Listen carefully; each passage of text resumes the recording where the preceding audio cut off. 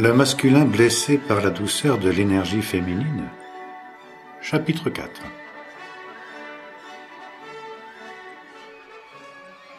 Alors le premier jour, elle se plaça sous lui. Elle lui avait demandé de lui donner des ordres afin qu'elle puisse obéir. Elle voulait connaître la joie de s'offrir sans réserve. Écarte les cuisses. Elle les écarta aussitôt avec un grand plaisir et un accroissement de son désir d'être possédée. C'est ainsi qu'il eut confirmation de sa signature, sa marque en quelque sorte, la zone vivante et vibrante de sa cuisse droite.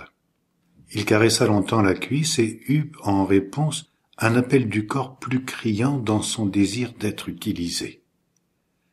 Il lui demanda d'écarter les jambes au maximum et les bras, faisant une sorte de croix de Saint-André. Elle était aux anges, si j'ose dire. Dans cette position, elle ne contrôlait rien, ce qu'elle désirait plus que tout. Alors il allait en elle, doucement, puis plus profondément, et son corps appelait, plus fort, ne me ménage pas. Et il s'exécutait en s'enfonçant plus profondément dans le bénitier sacré. Son goupillon oscillait sur les parois de la caverne d'amour avec davantage de vigueur. Oh oui, j'aime, je veux encore plus de force en moi, plus de violence. Et il obéissait. Et cela devenait une sarabande effrénée. Elle jouit très vite. Il découvrit qu'elle avait une aptitude à jouir hors du commun. Au fil des jours, elle recevait plusieurs orgasmes à la suite. La tête froide, il lui conseillait alors soit de répandre l'énergie dans tout le corps de la tête aux pieds, soit de ramener l'énergie orgasmique au cœur dès qu'elle sentait les premiers spasmes. C'était sa fonction à lui de veiller et de l'obliger à rester consciente pendant ses orgasmes. Il ne s'agissait pas de s'abandonner au plaisir pour le plaisir. Il n'y avait pas que l'énergie sexuelle qui entrait en jeu comme déjà dit.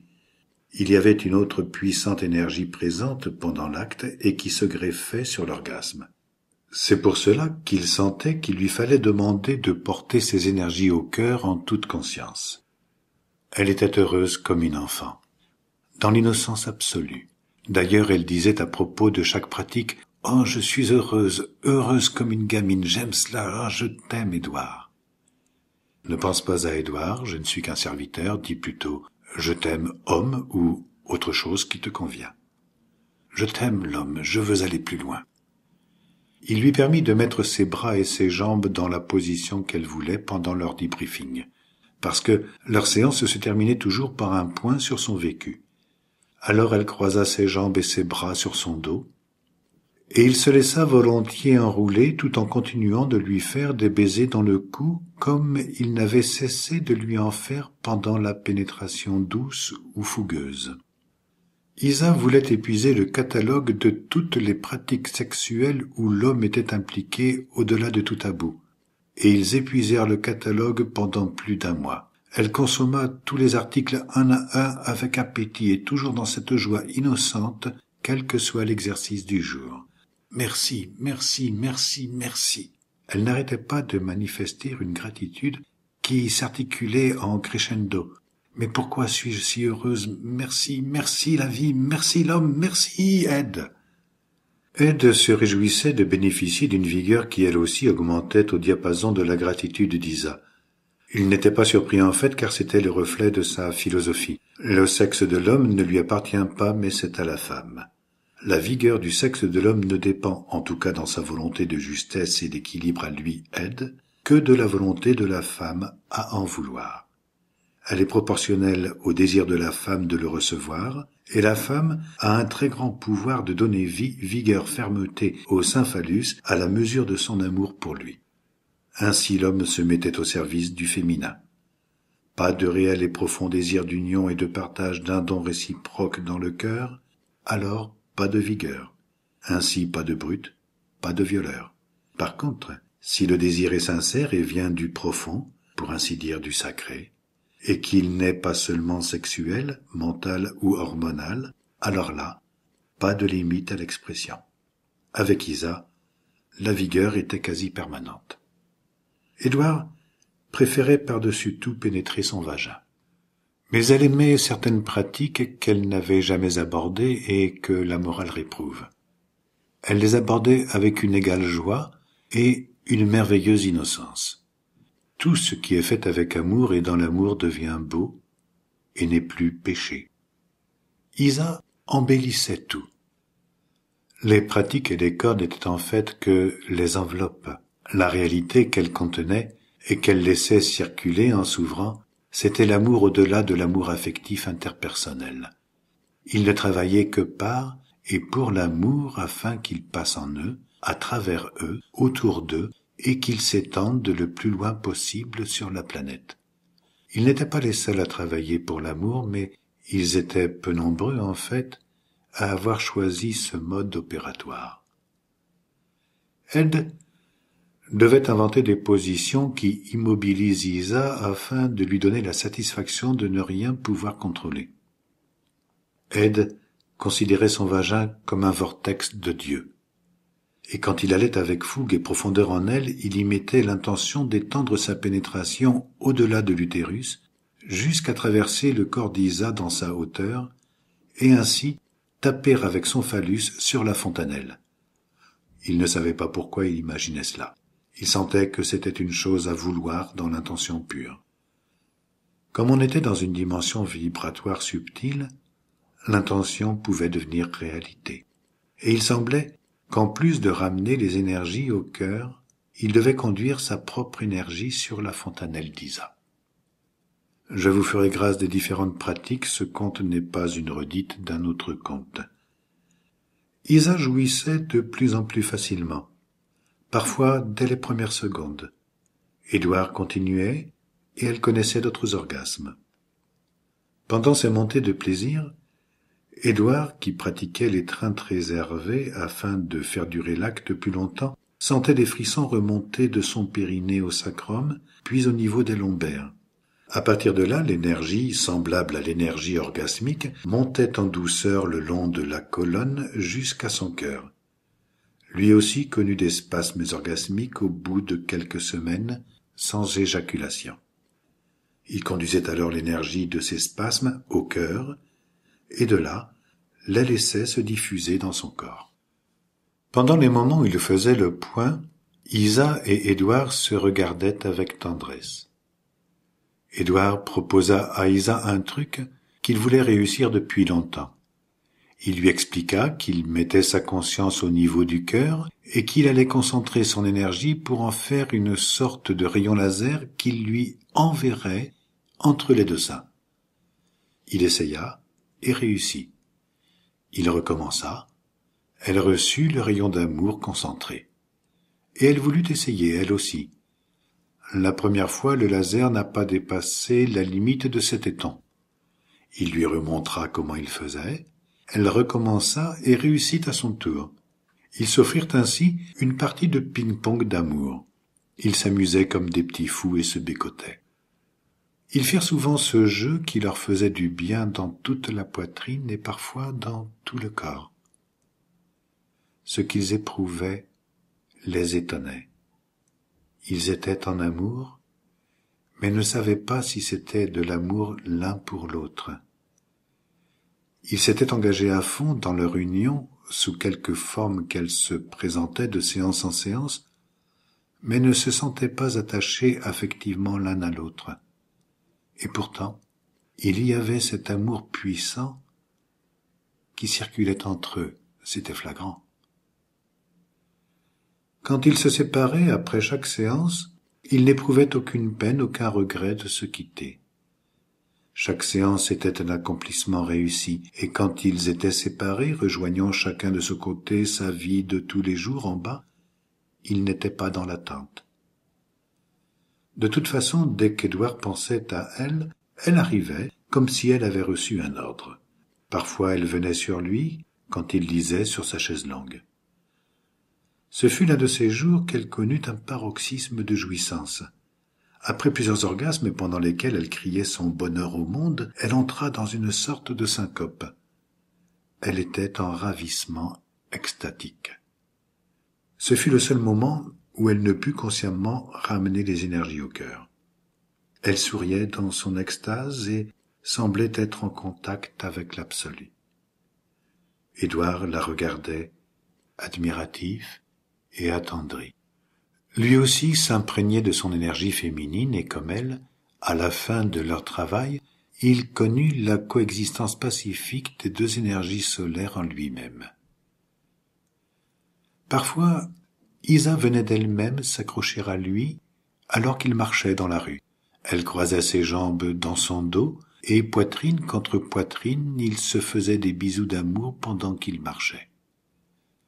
Un jour, elle dit à Édouard, « Je crois que je suis amoureuse de toi, Édouard. » Édouard lui demanda si cela la gênait et si cela portait préjudice à son travail. Elle répondit que non, mais elle ne savait plus si elle était en amour avec l'énergie masculine ou si elle devenait simplement amoureuse de lui. Elle sut faire la part des choses. À chaque séance aussi, Édouard lui demandait « Est-ce que tu veux continuer ? » « Bien sûr, je veux aller plus loin. Je te demande cela pour que je me sente libre de t'appeler n'importe quand et quelle que soit la durée de la rencontre. Je t'appellerai parfois juste pour te voir arriver et te demanderai de repartir. Je te rappellerai plus tard le nombre de fois que je voudrais. C'est exactement cela, Édouard. Je veux aussi travailler l'entière disponibilité. » Alors parfois Édouard l'appelait à l'heure du repas. Elle venait aussitôt, déjà disponible et humide. Édouard lui demandait de se mettre à genoux, cuisses écartées, mains croisées derrière la tête et d'attendre. Pas d'acte sexuel ce jour-là, elle apprenait à travailler l'attente paisible. Une attente qu'elle ne subissait pas, mais qu'elle donnait. Ce qui était exceptionnel avec Isa, c'est qu'elle donnait toujours, totalement et avec joie. Un jour, elle est venue avec un collier très fin de couleur rouge, un ras du cou. « C'est mon collier d'appartenance, je veux que tu acceptes de me le passer autour du cou, maître. » Édouard rit de bon cœur. « Je ne suis pas ton maître, je suis un serviteur de l'amour, Isa. Le maître, c'est toi. Je veux dire que ce que tu accueilles de ma force, c'est ta force masculine que tu reconnais en moi et dont tu t'imprègnes. Oui, mais je veux que tu me domines complètement. » C'est ce que je fais, amour.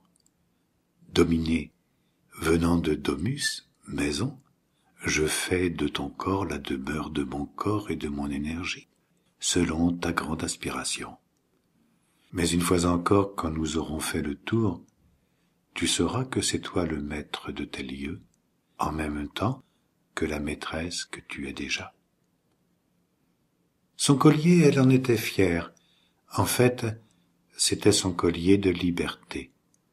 Elle le portait toujours quand elle venait le voir. Il leur est arrivé, surtout vers la fin, de recevoir des visites. « Nous ne sommes pas seuls, » dit Édouard. Il reconnut la présence. C'était Élisa, dont le sens du prénom veut dire également Dieu et promesse ou serment. Ils avaient eu une relation d'un autre genre et tout aussi intense dans la même dimension, mais sur un autre niveau pendant plus d'un mois, il y a longtemps. Isa n'était pas jalouse d'Élisa. Édouard n'était pas jaloux des expériences que faisait Élisa de son côté depuis qu'ils avaient été séparés. Et, avec et grâce à Isa, il avait renforcé sa capacité d'aimer avec détachement. « Bonjour Élisa, content de te revoir. Il y a longtemps. Que viens-tu faire ? »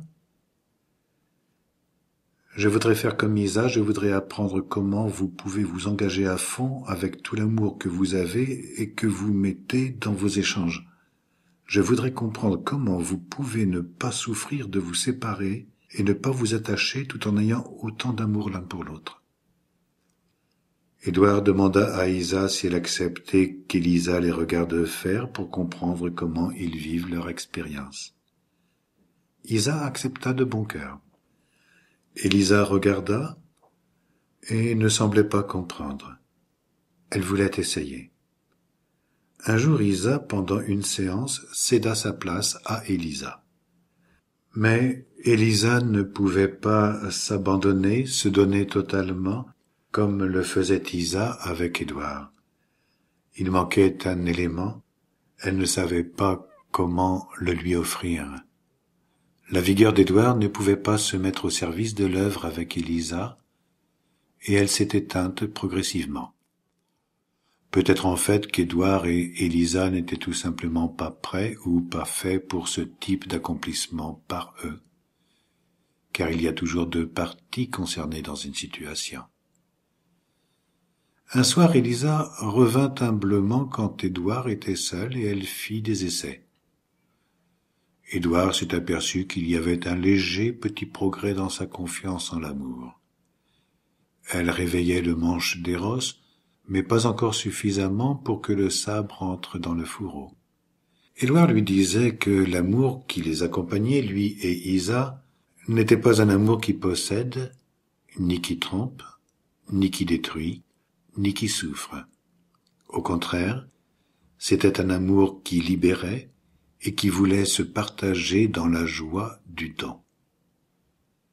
Plus on s'engageait à le faire passer, plus on devenait libre et autonome affectivement. Rien à voir avec l'amour ordinaire, ni avec la recherche du simple plaisir. Mais la découverte du plaisir est un premier pas. Le plaisir est un champ de liberté, mais il n'est pas la liberté, disait Gibran. Et vous ne saurez être libre que lorsque vous briserez les chaînes dont à l'aube de votre entendement vous avez chargé votre heure du midi. En vérité, ce que vous appelez liberté est la plus forte de ces chaînes, bien que ces anneaux brillent au soleil et vous éblouissent. D'autres sont venues, elles aussi, dont une certaine Patricia. Édouard ne connaissait pas de Patricia, Isa non plus. Il fut surpris de sa brève visite. En ces temps précipités, il arrivait souvent que des visiteurs s'invitent dans des salons de travail. Risque de l'astral. Un jour, Édouard demanda à Isa pourquoi elle l'avait choisi. « Édouard, dit gravement Isa, tu ne le sais pas, mais beaucoup de femmes t'aiment. Tu as beaucoup d'amour en toi, Édouard. Un amour particulier qui a souvent fait peur aux femmes qui t'aimaient. Tu mets tellement de ton énergie en relation avec ton aspiration spirituelle que soit elles la prennent pour de la possessivité, soit elles ont peur de ne pas pouvoir y répondre à la mesure que tu y mets. Quelles que soient tes pratiques, tu apportes toujours cette énergie à la limite du mystique avec toi. Quand elles ont peur, elles cherchent à te tuer pour se défendre. Et je sais que tu en as reçu des coups. Car beaucoup de femmes ne savent pas ou ne veulent pas se donner entièrement comme tu l'attends d'elles au niveau où tu mets la barre. Il y a une incompréhension. Elles pensent que tu ne veux que leur corps. Certaines ont essayé de te donner leur corps en pâture, mais elles n'ont pas compris que ce n'est pas cela, se donner entièrement comme tu l'entends. D'autres, croyant deviner ta demande, te proposaient de disposer de leur âme en abdiquant leur volonté afin que tu les possèdes totalement. Elles pensaient qu'en n'existant plus, elles se donneraient entièrement.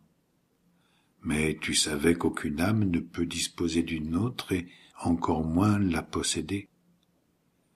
Les esprits peuvent s'unir, en fait ils le sont déjà, plus spécifiquement sur un projet commun, mais ils restent chacun libres dans leur union. Il t'était difficile de leur faire comprendre cela, tant elles étaient figées dans les vieux schémas de pensée.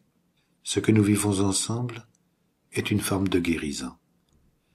Tu as besoin de l'entendre.